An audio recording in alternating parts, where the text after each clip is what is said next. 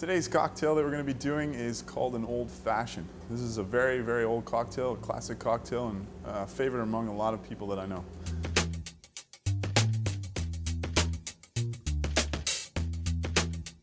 We're down here at the Middle Spoon today on Barrington Street. My name's Jenner and I'll be your bartender.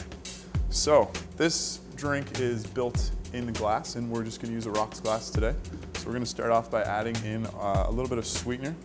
And for that we've got brown sugar cube. So next what we're going to do is add some citrus to this cocktail. So the recipe calls for a disc of orange. So what we did is cut the disc off of the actual orange. So we're going to remove a little bit of the pith off the back of the orange. Pith is the white part on the back. What that pith is going to do if you leave too much on the actual orange disc is it's going to cause the cocktail to bitter quickly. So we want to remove that without removing too much integrity from the actual back of that pith. Once we've got that pith trimmed down, I'm going to squeeze it over the top of the glass to release some of the oils and rub it around the rim of the glass.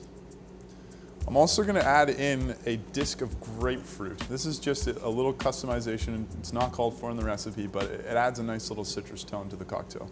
Again, I'm going to squeeze it over the top, rub it around the rim of the glass. So the next step is to add our bitter. So today we're going to be adding two different types of bitters. First is an old-fashioned bitter. It's a combination of cinnamon, cloves, allspice, nutmeg, and some dried citrus. So we want to add about 2 dashes to saturate our sugar cube. That's equivalent to about 10 to 12 drops if you're using a dropper. And we're also going to be adding house bitter, which is an Angostura bitter. Combination again, similar types of flavors, cinnamon, nutmeg, allspice, those kind of Christmas flavors with some Angostura bark, some dried citrus, and even some dried cherries. So we're gonna add the same amount as we did the first time. So either 2 dashes or 10 to 12 drops.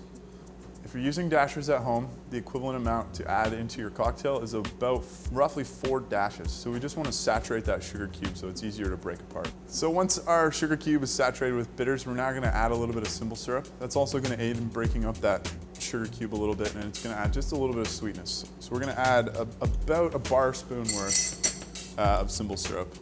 And the syrup that we're using today is actually a cherry wood wood chip. And what this is actual cherry wood that you would smoke meats with, and what we've done is warmed it in an oven and then put it into a simple syrup. Now that we've got all of our sweeteners and citrus in here, I'm just going to add a dash of water. And what that's going to do is help us break up, again, the sugar cube that's in the bottom. And we just want to lightly press the citrus peels in the bottom of our glass to extract some of the essential oils. We also want to break up that sugar cube to make it an even consistency in the bottom of the glass. We don't want that grainy consistency of the sugar cube to be floating around in the bottom, so we want to make sure it's broken up. The water will help with this. So now that we've got our glass all ready, our citrus is in, and we've got our bitters and our sweetener, we're going to add ice.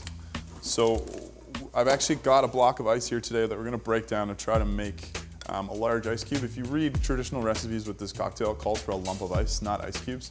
And what this will allow you to do is chill your cocktail very nicely without having to dilute it very much. So you're not losing too much flavor. So we're just going to break this down quickly.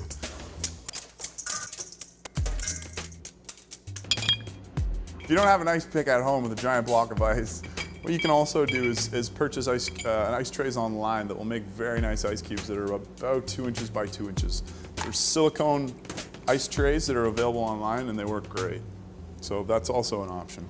Everyone has their preferences when it comes to the spirits that you're going to use in these classic cocktails. Take your Manhattans or Rob Roy or an Old Fashioned, for example, between bourbon whiskey and rye whiskey. I like to use both so that we don't upset anybody. So what we're going to do is add about 1.25 ounces of rye with 1.25 ounces of bourbon.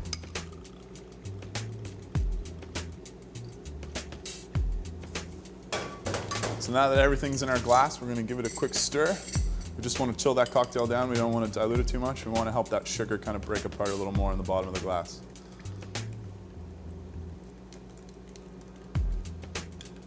The last step of this Old Fashioned, we're going to flame an orange over the top of the drink. What this is going to do is going to release a lot of the essential oils in the orange peel. We're going to get a nice orange aroma over the top of the drink. You can garnish your Old Fashioned in any way you want. A lot of people use an orange slice with some cherry or anything like that. It's totally up to you depending on what your preferences are. So we're just going to flame this orange very quickly. What we're going to do is heat the surface of the orange and extract all the oils. We're going to rub that orange around the rim of the glass again. And it's ready to drink. And there we have it, Old Fashioned cocktail. So be sure to tune in next time. We've got some really interesting absinthe-themed cocktails lined up for next weekend for St. Patrick's Day. We'll see you then.